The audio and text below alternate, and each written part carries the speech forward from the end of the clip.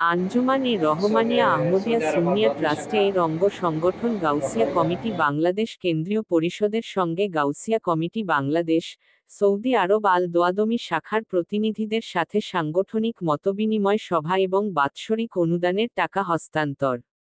চট্টগ্রাম থেকে মুহাম্মদ মামুন পারভেজের পাঠানো তথ্য। আঞ্জুমান-ই রহমানিয়া আহমদিয়া সুন্নিয়া ট্রাস্টে এর অঙ্গ সংগঠন গাউসিয়া কমিটি বাংলাদেশ কেন্দ্রীয় পরিষদের সঙ্গে গাউসিয়া কমিটি বাংলাদেশ, সৌদি আরব আল দোয়াদমি শাখার প্রতিনিধিদের সাথে সাংগঠনিক মতবিনিময় সভা এবং বাৎসরিক অনুদানের টাকা হস্তান্তর করলেন গাউসিয়া কমিটি বাংলাদেশ, সৌদি আরব আল দোয়াদমি শাখার যুগ্ম সাধারণ সম্পাদক আলহাজ মুহাম্মদ লোকমান, সঙ্গে ছিলেন দপ্তর সম্পাদক জনাব মুহাম্মদ মামুন পারভেজ, সহ অর্থ সম্পাদক জনাব মুহাম্মদ এরশাদ, সাবেক দপ্তর সম্পাদক জনাব মুহাম্মদ আরমান, জনাব মুহাম্মদ শাহজাহান সহ আরও অনেকেই উপস্থিত ছিলেন।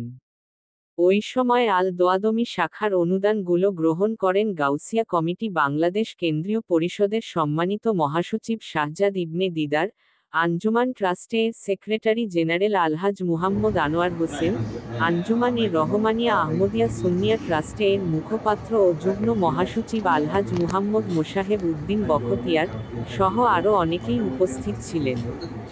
মতবিনিময় সভার গুরুত্বপূর্ণ বক্তব্য রাখেন আঞ্জুমান-ই রহমানিয়া আহমদিয়া সুন্নিয়া ট্রাস্টে এর সেক্রেটারি জেনারেল আলহাজ মুহাম্মদ আনোয়ার হোসেন।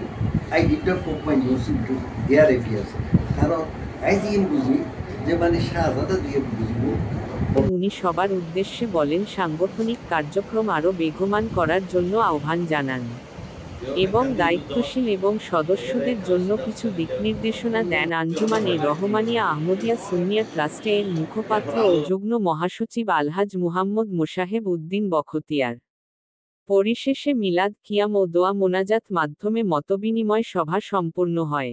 সফলতা পাওয়ার জন্য আল্লাহ সব সময় মান্নত করে যাচ্ছেন, আল্লাহ তাদের কাজে সফলতা পাওয়ার তৌফিক দান করুন। আল্লাহ সফলতা পাওয়ার সাথে সাথে জামে আঞ্জুমানের মান্নতগুলো পূরণ করার তৌফিক দান করুন। Salma Sultana, GCD news 24, Chittagong.